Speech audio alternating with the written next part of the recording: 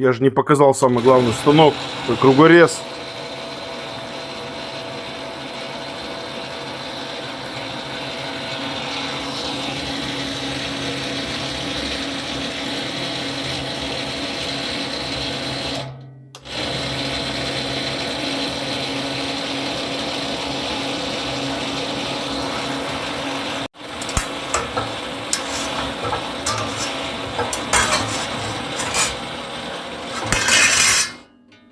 Готовщенко.